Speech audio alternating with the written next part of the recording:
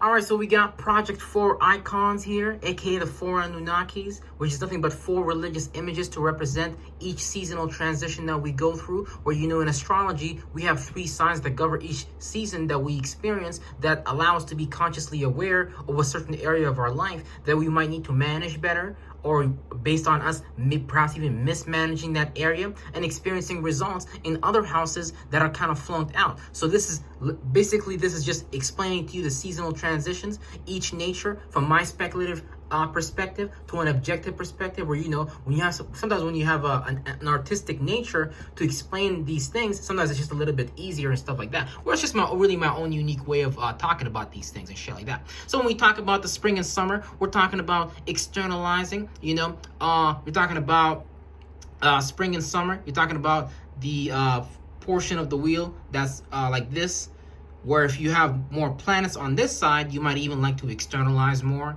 You like maybe expressing your external forms more, your internal nature, or you might be even extroverted and shit like that. So when we talk about spring season, we're talking about the east side of the world, the Middle East, Japan, and stuff like that. That's why this is called really the gate of the rising sun. So that's why Japan is also called the land of the rising sun, because they're really just talking about, they're really just doing like sun worship and stuff like that. We're in Egypt, they're doing the same thing, sun worship, because the sun over there come right on top to the point that you can see it reflected on the land. The land is hot and dry, or in the west it's more wet and cold. And Europe, you can see even Europe is like the center, where it's just like harmony, where you experience kind of like all 4 seasons basically. That's why the Vatican is there. That's what they call it, the Holy Land. So the Holy Land really is just something that match the attributes and characteristics that people worship based on the sanctioned theologies in the geographical location that people follow. So it just depends from each race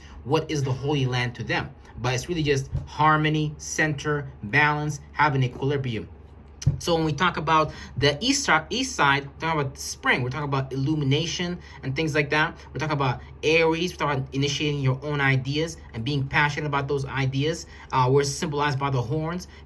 Being passionate about that, because a lot of Aries have like sometimes like they have nerves in their brain, because they be like feeling and seeing so hard. They be carrying a lot of sparks. So, and a lot of Aries be very individualistic people. They see things from their own way, and if you don't have your own way of seeing things, they might not even like you. Because so a lot of Aries be like loners by themselves, developing their own ideas based on people not being able to match them and shit like that. While it really doesn't matter, you can have all the ideas you want to, but if you can't relate those ideas to other people, Libra, you're not going to be able to create some type of balance so that idea can actually go out and be experienced in the world. So that's really what 180 degree mean. It really just means balance and equilibrium, so things can be centralized, not rather than polarized and stuff like that.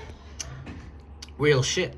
And then we talk about Taurus being fixated on what you value, because a lot of Taurus fuck with the money. A lot of Taurus are seen as being stubborn, being slow, while really they just value what they value, and that could be good or bad. You could value the wrong thing and end up spend your money at the wrong place. You can spend a lot of money at the strip club, or you can use your money to invest in yourself. And you might be a magician, you might be a musician, you might be an artist. You might want to spend money on coloring pants. That be an investment on yourself, versus you going to the strip club, making it rain, where it's not good or bad, but you gotta understand the right things to value, so you can actually manifest the lifestyle that you want to manifest, rather than getting lost in someone else's shit. So Aries is fire, seeing through things, burning through reality, and Taurus is earth, practicalizing things and stuff like that. So it's just has to do more with density, the earth element, and things like that.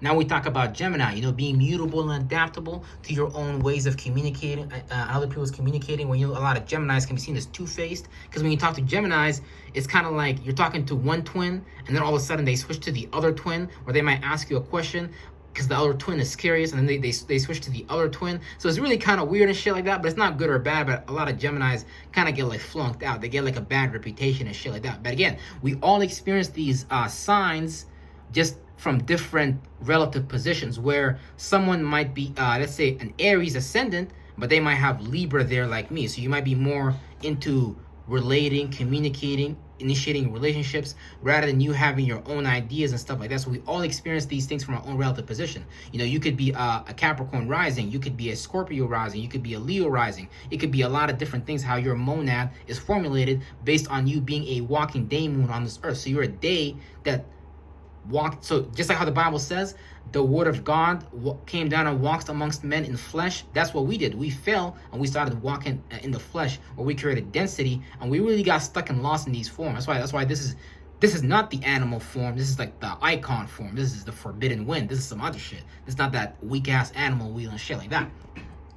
So yeah, a lot of times we get lost in these animalistic natures, and we get lost in being animalistic, and we don't know how to be the higher octave version of these signs. Like I was explaining earlier, each sign has two different sides of the coin. Just like how we make a coin in real life, it has another side to it. Just like how there's a Middle East, there's also a West. Just like how there's a North, there's also a South. And these things together create balance, and these things create a sphere so an existence can come. So without balance, you can't even exist, because then it gets really deep when it comes to physiology, when it comes to the chemicals in your body that balance each other out, where you got alkalinity, and you got what's it called, acidity. None of these things is bad. These are just two forces that balance things and shit like that for an existence to even happen, because you can't be too fucking alkaline either, can't be too acidic either.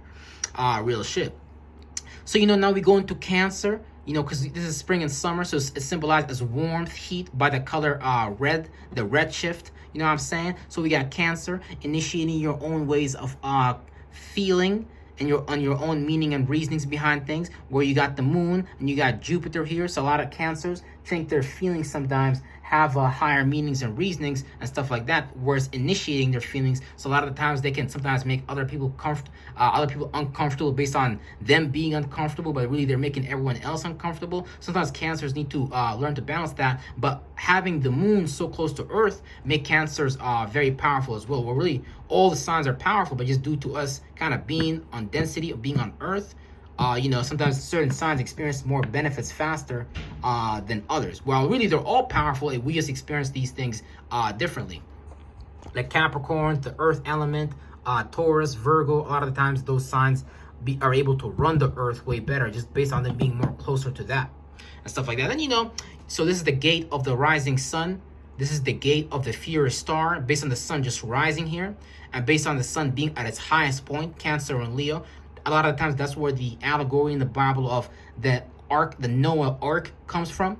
Is really just talking about, what's it called, 11 a.m. to 2 a.m. or something in between that, where it's between Cancer and Leo and shit like that, where Leos have their own fixated ways of seeing things. They're known as the entertainers, the stagers. They like to entertain themselves and entertain others, but sometimes they can get kind of like boring, because they use the same jokes again and again. So they're really bright, happy people, but at the same time they like to entertain and get lost on the stage, and they think any type of attention is good attention. Or sometimes they can be getting bad attention, but in their head they look at it like it's good attention and shit like that. So this is just your own fixated ways of seeing things, and has to do with the fifth house, which is entertaining, what you like to put on stage and stuff like that. Here I got the moon here, so I like to take my own feelings and put them on stage to entertain other people.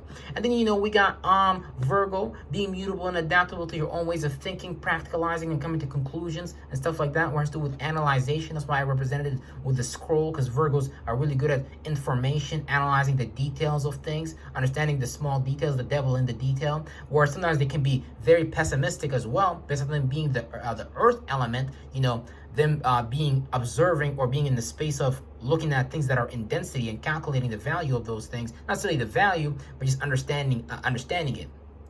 Or versus Pisces can be very, very delusional, very imaginative, very into fantasies and stuff like that.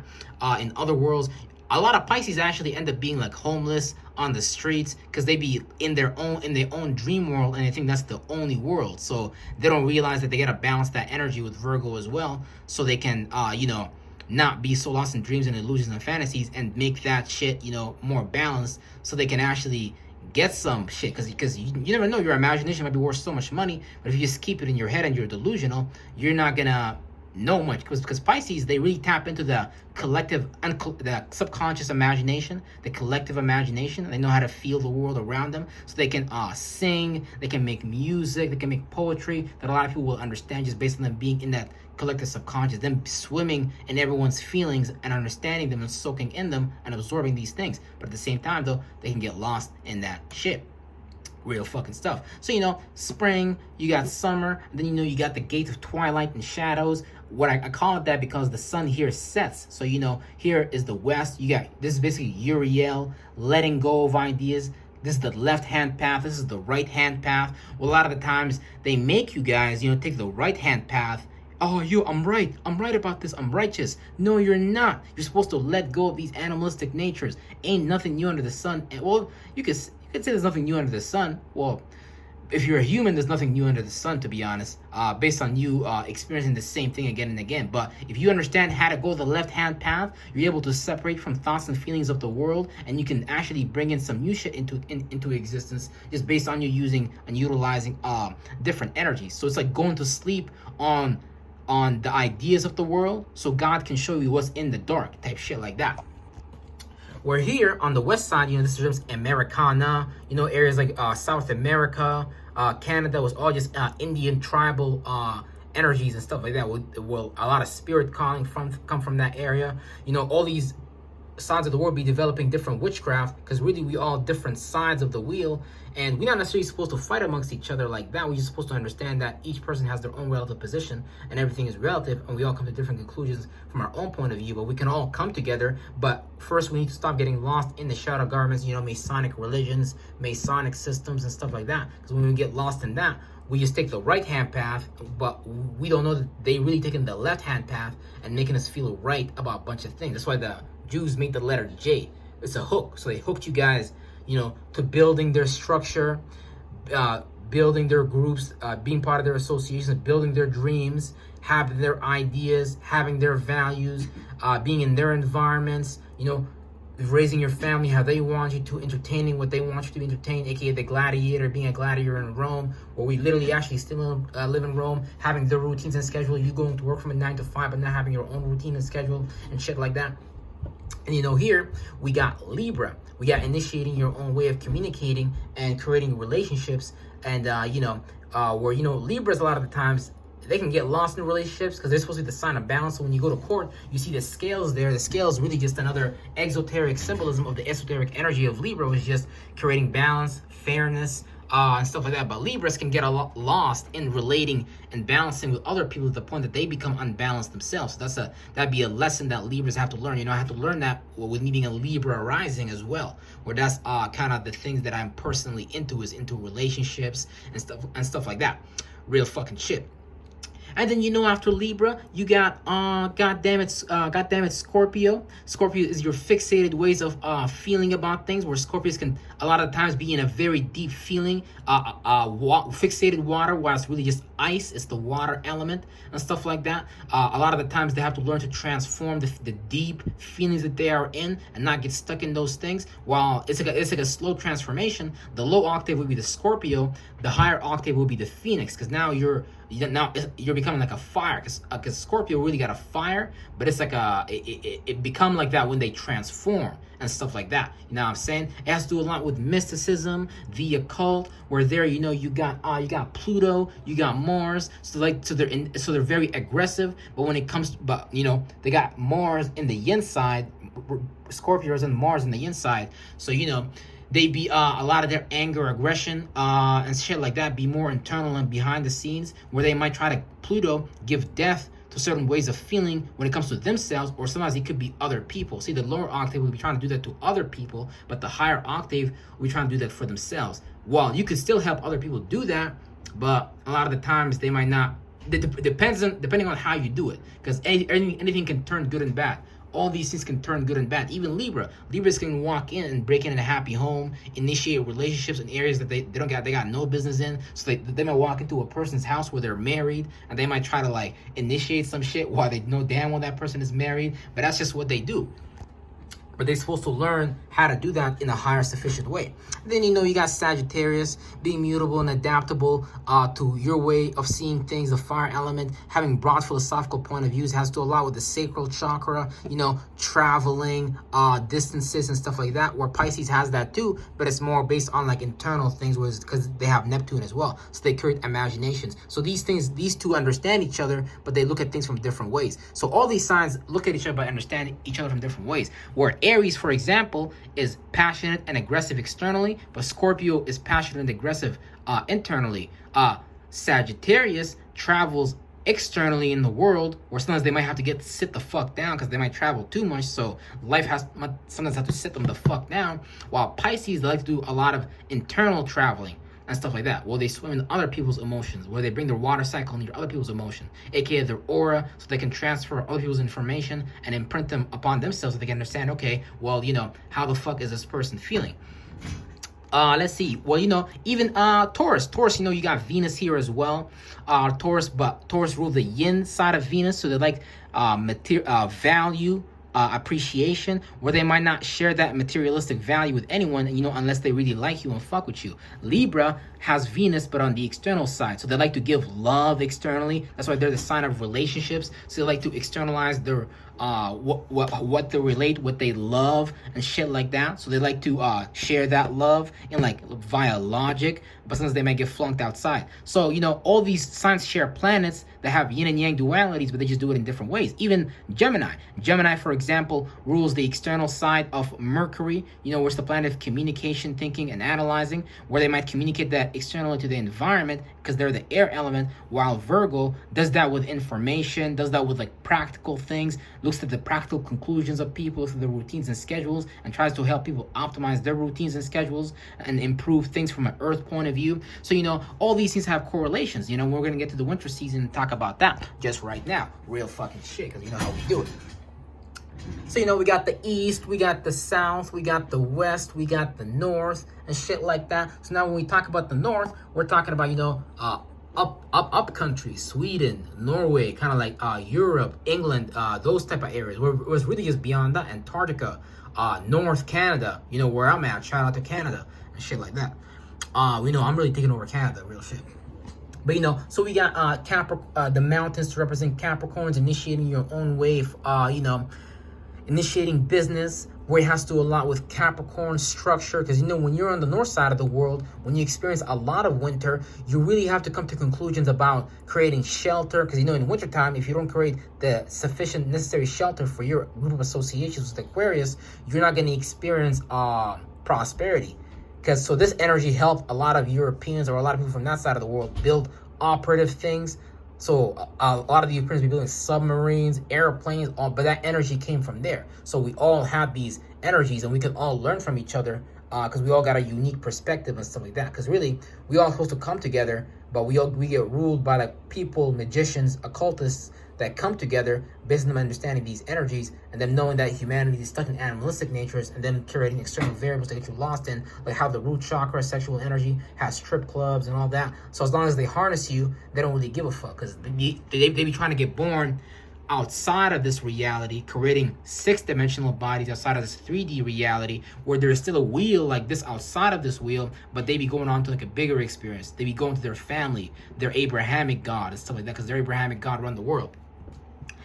Yeah, real shit. So when we talk about, these buildings here, we're talking about still Capricorn, buildings and all that shit. And we got people here on the top talk about Aquarius, so Capricorn has structure, where it's talk about, it's the internal.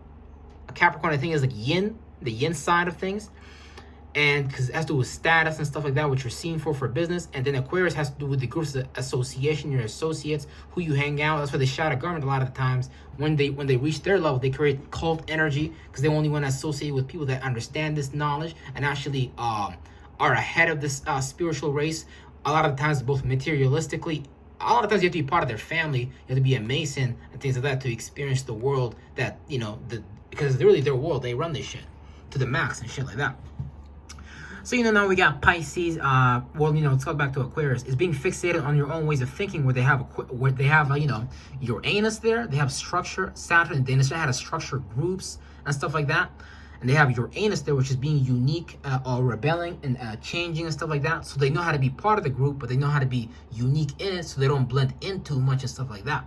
Where Aries, sometimes they don't know how to be a part of the group. They don't know how to build associates and stuff like that, which is not good or bad. It's just energies that we into based on our relative position, and this is why we all need to come together as as a collective, as a group of spirits, so we can actually bring God and condense a new world into this reality via our speculative imagination and right brain creativity. Because we are living in just one of the many possibilities of our static brain, of our static realm of creativity, but we jumped into a Stargate that the Jews, the Masons created, so we can experience reality the way that they want us to. So it's really up to us to come together and be strong spirits so we can bring God into this world and build a whole new world down here.